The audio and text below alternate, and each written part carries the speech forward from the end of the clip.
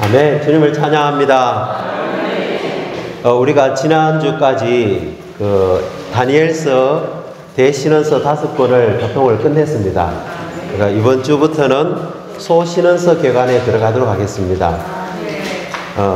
주 예수님 나눠드린 프린트물을 보시면요, 이 소신언서가 12권에 되어 있습니다. 호세아서부터 말라기서까지 12권으로 구성된 한 권의 책입니다. 이걸 한 권의 책으로 여길 수 있습니다. 사도행전 보면 스데반이 이렇게 공회에 붙잡혀 갔을 때 그 제사장들과 장로들 앞에서 주님에 대해서 변호하면서 그들을 책망하는 내용이 나오잖아요. 그때 그가 아모스 5장 내용을 인용합니다. 이스라엘 백성들이 이집트에서 나와서 광야에서 그 시내산에서 율법을 모세가 받고 있을 때 그 아론과 함께 그 사람들이 금송아지 우상을 만들었잖아요. 그 내용을 이야기하면서 이제 이스라엘 백성들이 우상을 숭배했다 하면서 신언자들의 책이라고 이야기합니다. 내용은 아모스 내용인데 신언자들의 책, 이 소신언서는 형제 자매님 제가 나눠드린 프린터물이 있는 것처럼 오바다부터 시작해서 말라기까지 450년, 40년 되는 기간 동안에 다양하게 기록이 되었지만 후대의 사람들은 이것을 하나의 책으로 이렇게 하나의 책으로 묶었습니다. 그래서 그런 이해를 가지시기 바랍니다. 호세아서부터 말라기서까지 12권으로 구성된 한 권의 책으로 간주할 수가 있습니다. 아멘. 대신언서, 다니엘서, 이사야서, 예레미야서, 예레미야가도 포함되겠죠. 에스겔, 다니엘 이 5권의 책과 마찬가지로 소신언서들의 내용도 동일합니다. 뭘 이야기하냐면은 하나님의 경륜 안에서 그리스도를 이야기하고 있습니다. 그래서 대신언서에서 언급되어 있는 다루어진 하나님의 선민 이스라엘과 민족들에 대한 하나님의 다루심에 있어서 하나님의 경륜에 관한 신성한 계시를 소신언서도 보충 설명하면서 상세한 부분들을 이야기하고 있습니다. 제가 우리 형제님도 질문 잘 하시지만 저도 질문 하나 할게요. 소신언서를 누가 가장 합당하게 읽느냐? 가장 합당하게 읽은 사람은 어떻게 읽었을 때 소신언서를 가장 합당하게 읽었을까요? 아시는 분 한번 맞추시면 제가 선물 드리겠습니다.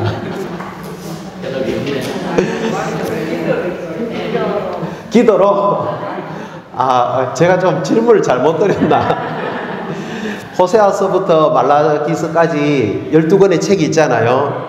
어떤 거는 1장으로 되어 있고, 어떤 거는 2장으로 되어 있고, 어떤 거는 7장, 14장까지 되어 있는데, 이걸 어떻게 읽어서야 제대로 합당하게 읽었느냐 하면요, 주님이 말씀하셨습니다. 주님이 부활하시고 난 다음에 엠마오로 가는 제자 2사람과 함께 가면서 이야기를 주거니 받거니 했습니다. 그랬을 때 그 사람이 뭐 이야기하고 있습니까? 그러니까는 그 나사렛 사람이 십자가에 못 박혀 죽었다. 그렇습니까?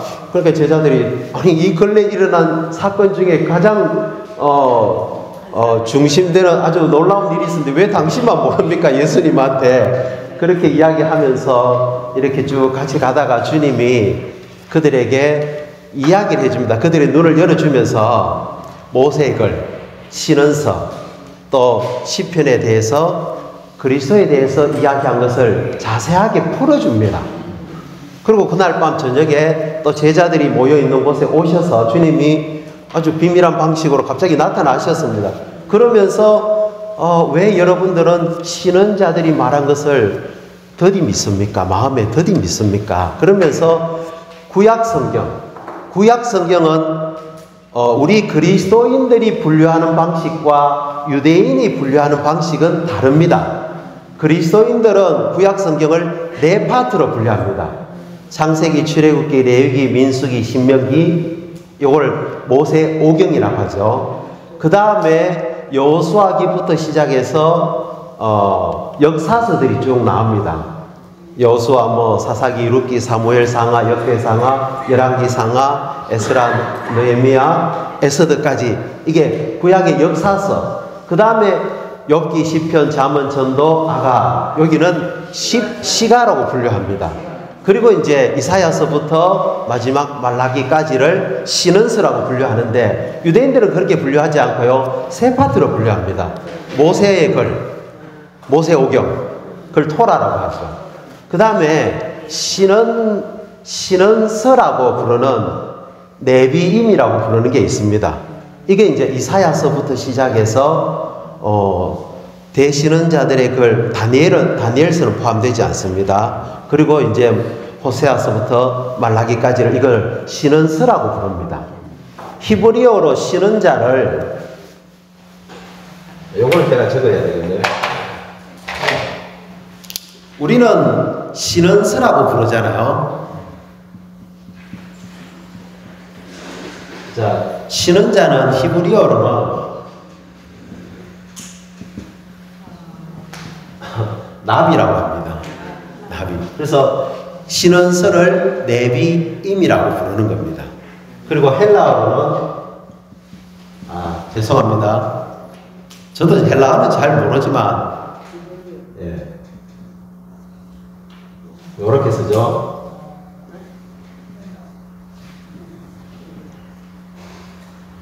프로페테스.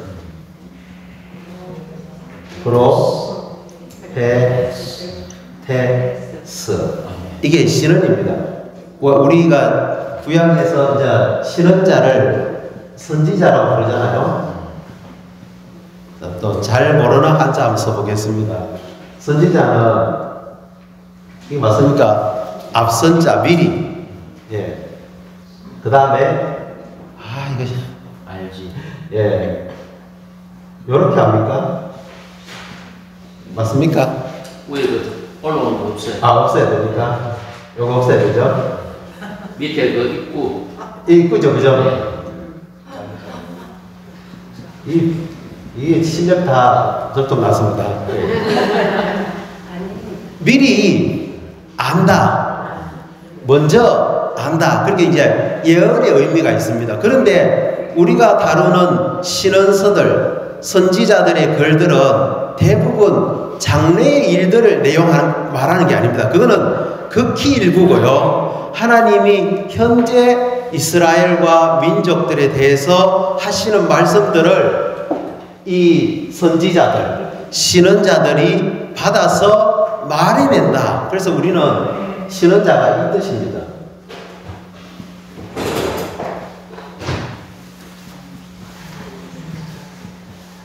이거 신언하는 거는, 이 신은 말해낸다. 앞으로 말해낸다. 그리고 말을 말해낸다. 그래서 신언자, 신언서 이렇게 부릅니다. 이게 이제 헬라어로 프로페테스라는 단어입니다.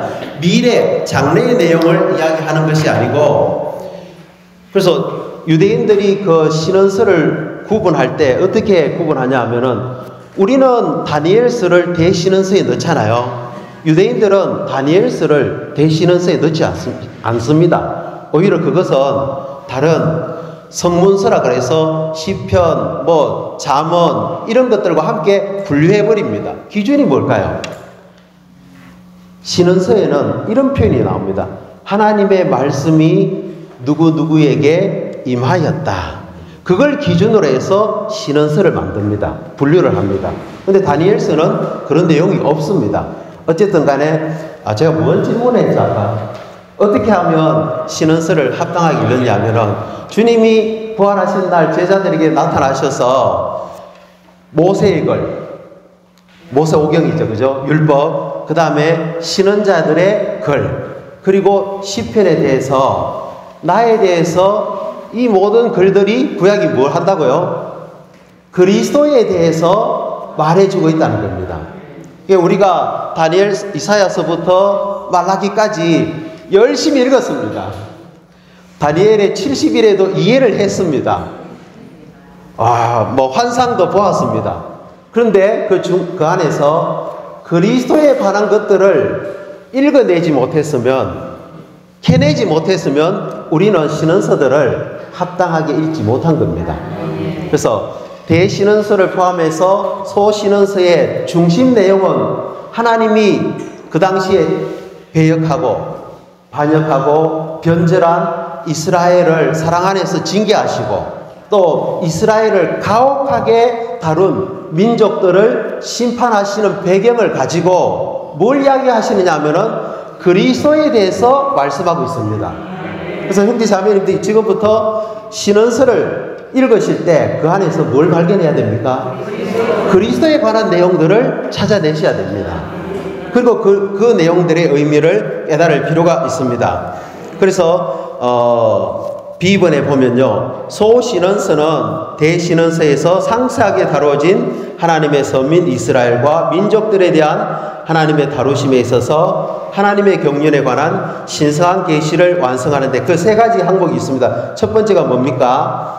이스라엘을 사랑으로 징계하시고 통치적으로 다루시는 것. 두 번째는요, 민족들을 공의로 심판하심. 세 번째는요, 그리스도의 나타나심을 이끌어와 복원의 시대인 왕국 시대를 가져오는 것입니다. 그래서 낡고 부패한 이 예창조를 완전히 복원시켜서 새 예루살렘이 있는 새 하늘과 새 땅 안으로 이끄는 것입니다. 이것이 바로 신언서들이 말하고 있는 내용입니다. 이해가 되셨죠? 그래서 우리가 소신언서 호세아서부터 말라기서까지를 읽을 때 두 가지 중점적으로 찾아내야 될 것은 이 소신언서가 그리스도에 대해서 어떤 방면들을 말해주는가를 찾아내야 됩니다. 그래서 제가 이사야기 말씀에서 16항목을 정리를 했습니다. 첫 번째는 뭡니까? 그분의 영원한 기원입니다. 어디에 나와 있죠? 미가 5장 2절입니다. 같이 한번 읽어보죠. 그러나 너 베들레헴 에브라다야, 비록 내가 유다의 수천 가운데 적을지라도 이스라엘을 다스릴 이가 너에게서 내게로 나오리라. 그의 나옴은 아득한 옛날로부터 영원의 날들로부터라. 그리스도의 기원은 언제입니까? 아득한 옛날, 영원의 날. 그 말은 그분이 누구란 말입니까? 하나님이란 말입니다. 어떤 기독교 무리들은 예수님을 하나님으로 인정하지 않습니다. 그런데 그분의 시작은, 근원은 영원의 날들입니다. 그분 하나님이라는 겁니다. 자, 두 번째, 그분은 베들레헴에서 사람으로 출생하심. 미가서 5장 2절이죠. 너 베들레헴 에브라다야. 베들레헴이라는 그 작은 다윗이 태어난 동네 아닙니까? 이름의 뜻은 뭐죠? 베들레헴이는 떡집입니다. 거기에서 하나님 사람이신 그리스도가 출생한다는 겁니다. 자, 그 다음에 소신언서는 그리스도에 대해서 세 번째, 하나님의 전달자로서 첫 번째 오심. 어느 구절입니까? 말라기 3장 1절입니다. 같이 읽어보죠. 내가 나의 전달자를 보내리니 그가 내 앞에서 길을 닦을 것이고 너희가 찾는 주가 갑자기 그 성전에 올 것이다. 너희가 갈망하는 언약의 천사 그가 올 것이다. 만군의 여호와의 말이다. 하나님이 누구를 보내십니까? 나의 전달자를 보냅니다. 그리스도는 하나님의 전달자로 왔습니다. 그래서 사복음서, 마태복음, 마가복음, 누가복음, 요한복음은 하나님이 우리에게 주신 편지입니다. 그리스도가 하나님의 전달자로서 마태, 마가, 누가, 사복음서에서 하신 그 모든 말씀들은 하나님의 메시지입니다. 아멘. 자, 네 번째 한번 읽어보죠. 하나님께서 사랑하셔서 이집트에서 불러낸 그분의 아들 이스라엘과 연합되심 혹은 연결되심입니다. 호세아서 11장 1절 한번 읽어볼까요? 이스라엘이 어린아이였을 때 나 그를 사랑하여 이집트에서 내 아들을 불러내었다. 이 사건은 무슨 사건이죠? 이스라엘이 어린아이였을 때 내가 그 어린아이 같은 이스라엘을 사랑해서 이집트에서 내 아들을 불러내었다. 출애굽 사건 말했잖아요. 그죠? 그런데 주님이 베들레헴에서 출생하시고 난 다음에 헤롯이 죽이려고 했기 때문에 어디로 갔습니까? 이집트로 내려갔습니다. 그 이집트에서 주님이 헤롯이 죽고 난 다음에 요셉과 마리아가 데리고 왔지 않습니까? 그 마치 이스라엘을 볼 때 그것은 하나님의 아들과 같습니다. 그 말은 그리스도께서 이스라엘과 연결되어 있다는 것을 말해주고 있습니다. 우리가 한때 정말 어떤 상황으로 인해서 이집트로 내려갈 수 있잖아요. 걱정하지 마십시오. 하나님은 사랑하는 아들을 불러내십니다. 아멘. 자, 다섯 번째, 죄인들에 대한 하나님의 구원을 위해서 죽고 부활하신, 이건 관련 구절이 어디입니까? 요나서죠. 형제자매들 요나서 아시죠? 요나서 1장 17절 같이 읽어보죠. 여호와께서 큰 물고기를 예비하시어 요나를 삼키게 하시니 요나는 밤낮 3일 동안 물고기 뱃속에 있었다. 이 이야기를 주님이 했습니다.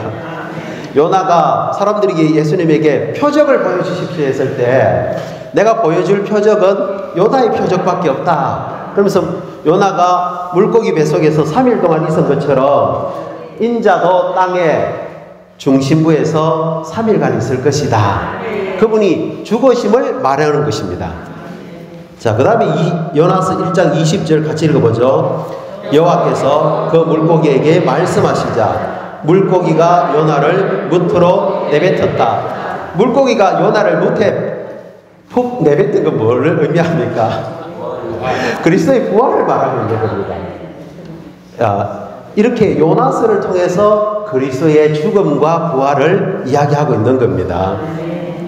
자, 그 다음에 그리스도는 어떤 분이죠? 6번, 모든 민족이 갈망하는 이. 저 이 구절을 너무너무 좋아합니다. 학개서 2장 7절이죠. 같이 읽어봅시다. 내가 모든 민족을 뒤흔들리니 모든 민족이 갈망하는 이가 올 것이다. 그러면 내가 이 집을 영광으로 가득 채우겠다. 만군의 여호와의 말이다. 부부싸움 하잖아요. 남편은 아내에게 뭐 이렇게 요구합니다. 아내도 남편에게 좀 똑바로 하십시오. 왜 그것밖에 못합니까? 하면서 부부싸움 하잖아요. 부모가 자식한테, 자녀가 부모한테 뭔가 요구합니다. 우리 부모님 좀 멋졌으면 좋겠는데, 우리 자녀 좀 뛰어났으면 좋겠는데, 우리 대통령 좀 잘했으면 좋겠는데 왜 저 모양이지? 이게 뭔지 아십니까?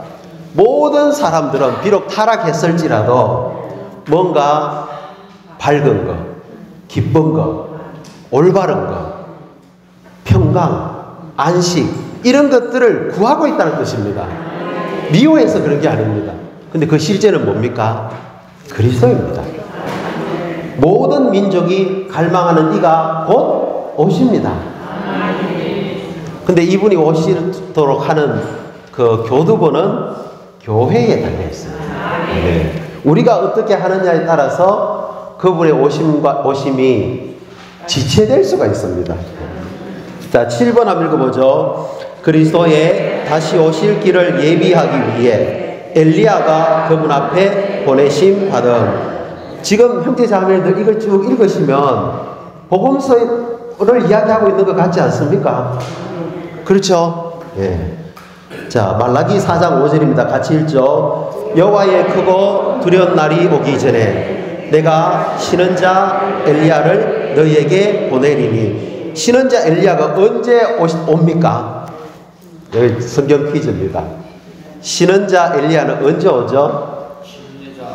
침례자 요한의 영으로 먼저 왔습니다. 선주자로서. 그 다음에 대환란 때 두 정인 모세와 엘리야가 옵니다.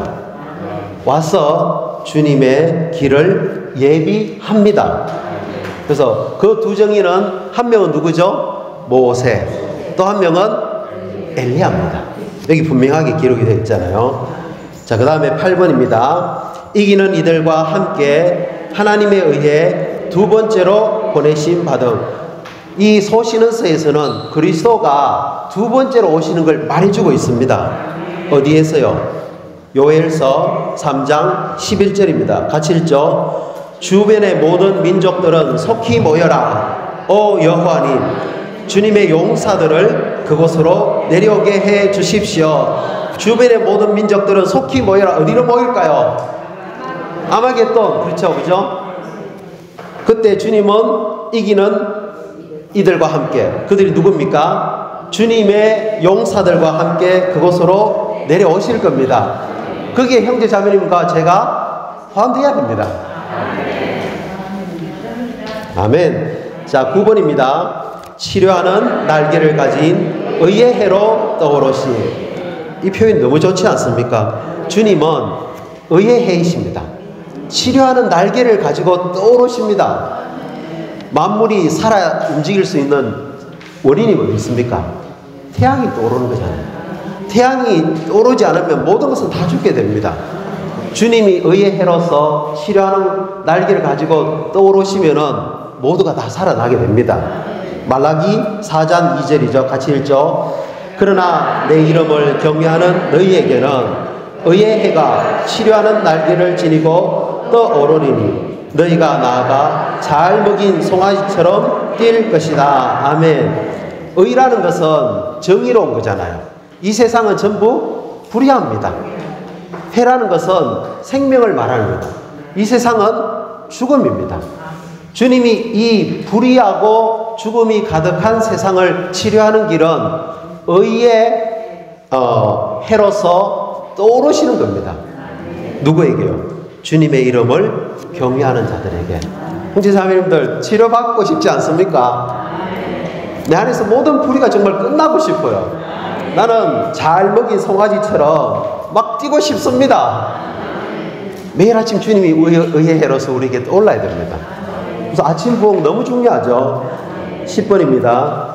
새벽이 오는 것처럼 나오시며 비처럼 땅을 적시는 늦은 비처럼 이렇게 주님이 오십니다. 호세아서 6장 3절이죠. 같이 읽어봅시다.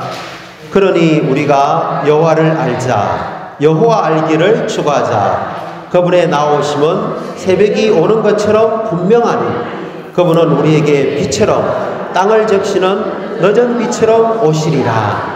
새벽이 갑자기 확 옵니까? 서서히 옵니까?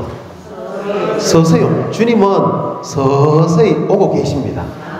그리고 우리에게 비처럼 땅을 적시는 늦은 비처럼 오셔서 이 부패한 창조를 복원시킬 것이고 의가 거하는 새하늘과 새 땅으로 만들 것입니다.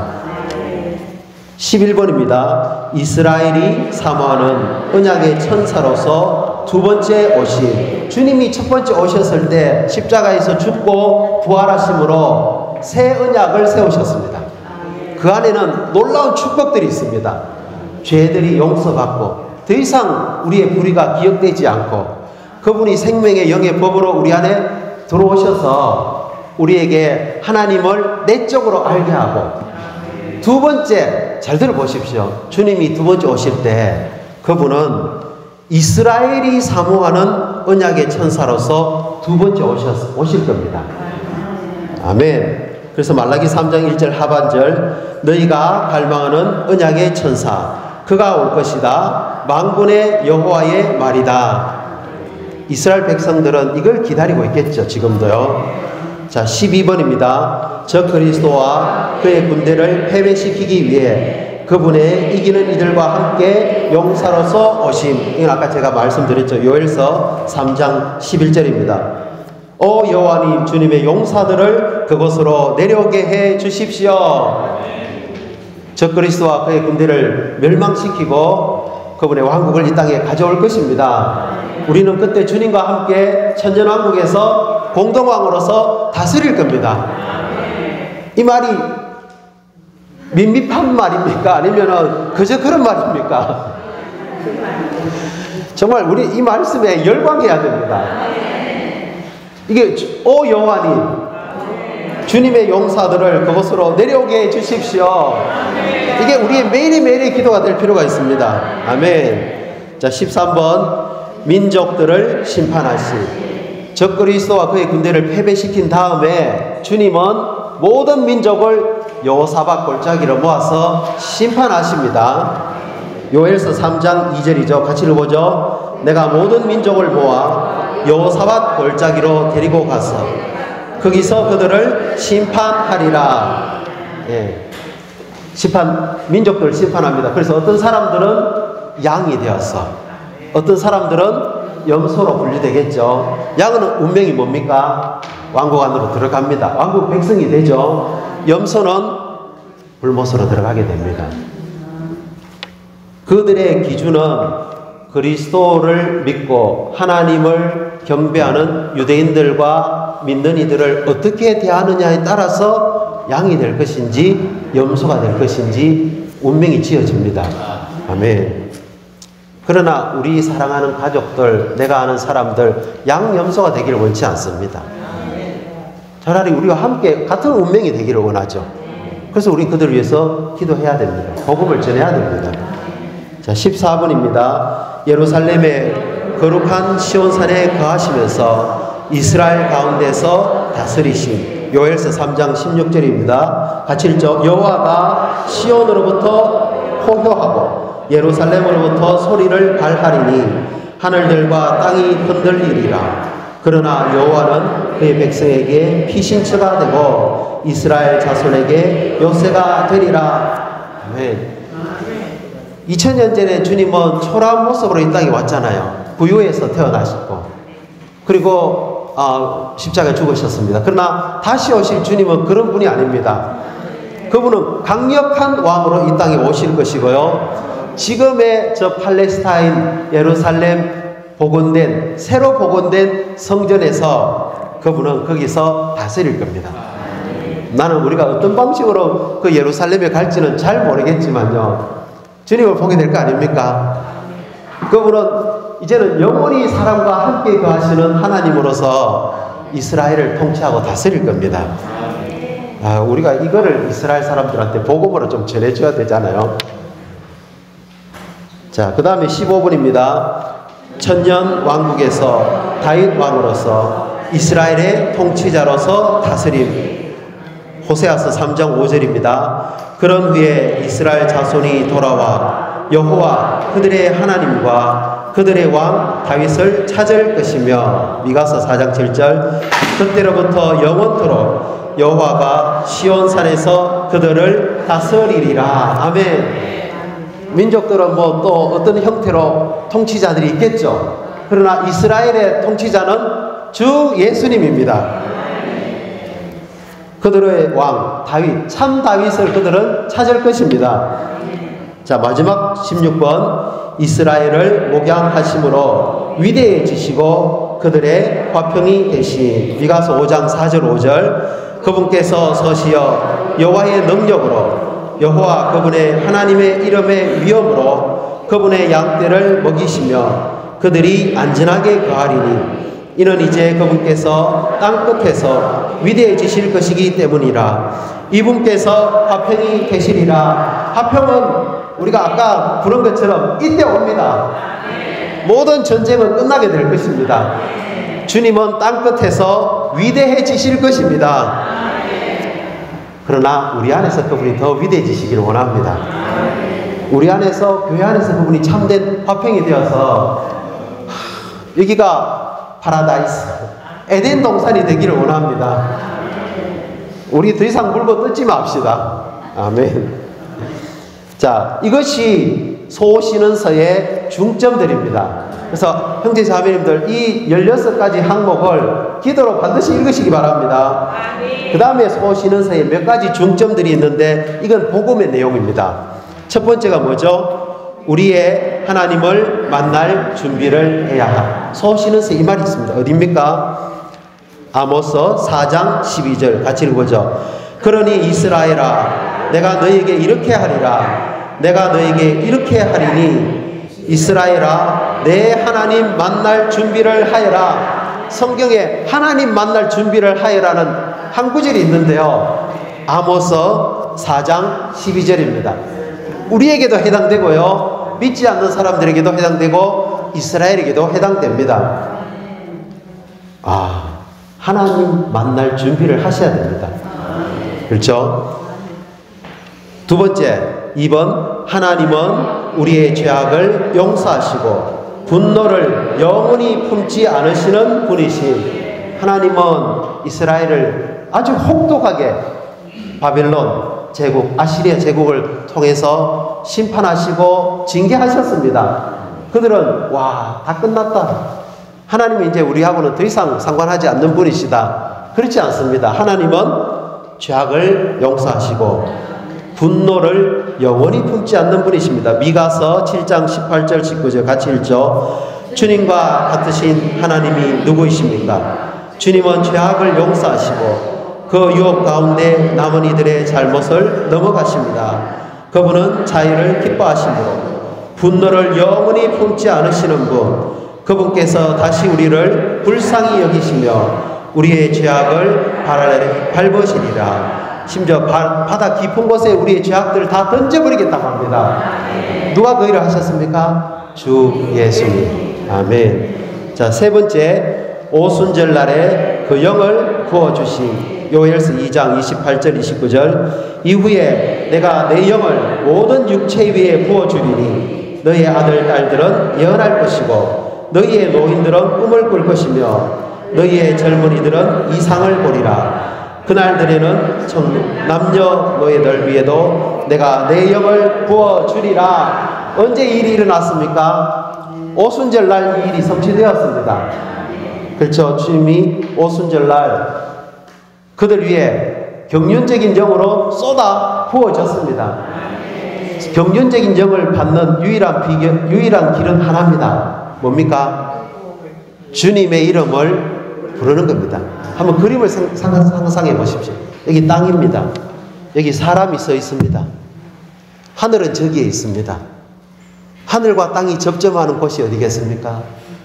오, 주 예수님. 어디든지 오, 주 예수님 하는 거기에 하늘과 땅은 만나게 되는 겁니다. 그 영이 쏟아 부어지는 겁니다. 자, 4번입니다. 의인은 믿음으로 삶. 의인은 믿음으로 살 것이다. 오직 의인은 믿음으로 생명을 얻고 살 것이다. 로마서 1장 17절에 바울이 말했는데 이게 어디 나오는 구절이죠? 하박국 2장 4절입니다. 보라, 교만에 빠진 자를 그의 혼은 내 안에서 올곧지 않으나 의인은 믿음으로 살 것이다. 사랑하는 형제자매님들, 우리 누굽니까? 의인입니다. 의인은 사는 자들입니다. 무엇으로요? 믿음으로 생명을 얻고 사는 자들입니다. 하나님의 복음은 의, 생명, 사는 겁니다. 의, 믿음, 생명입니다. 자, 마지막 중점. 하나님은 우리의 빛이 되시며 우리를 빛 가운데로 이끄시. 미가서 7장 8절 9절. 나를 두고 기뻐하지 마라 내 원수야. 나는 쓰러질지라도 일어나며 어둠 가운데 앉을지라도 여호와께서 내게 빛이 되시리라. 그분은 나를 빛 안으로 이끌어 들이시리니 나 그분의 의를 보리라. 아멘. 사랑하는 형제 자매님들, 소시는서에는 그리스도의 그 근원부터 시작해서 육체 되심, 죽음, 부활, 다시 오심, 통치하심, 모든 것이 되는 것이 소시는서에 계시되어 있습니다. 그런 가운데 우리에게 아주 비밀한 중점을 말하는데 우리가 하나님 만날 준비를 하라고 이야기합니다. 그분은 우리의 죄악을 용서하시고 분노를 영원히 품지 않는 분이십니다. 누구든지 주의 이름을 부르면 그 영을 부어주십니다. 그러므로 우리는 생명을 얻고 살게 됩니다. 그럴 뿐만 아니라 하나님은 우리의 빛이 되셔서 우리를 빛 가운데로 이끌고 계십니다. 우리가 소시는서 안으로 다 들어가기를 원합니다. 제가 나눠드린 프린터물은 참조하시기 바랍니다. 네, 보시면서 어느 왕때 어느 신원자들이 어떤 말을 했구나 하는 것들을 비교하시기 바랍니다. 아멘. 다음 주에는 소시는서에 관한 몇 가지 중점들 더 교통하고 구약 성경은 마치도록 하겠습니다. 아멘. 주님을 찬양합니다.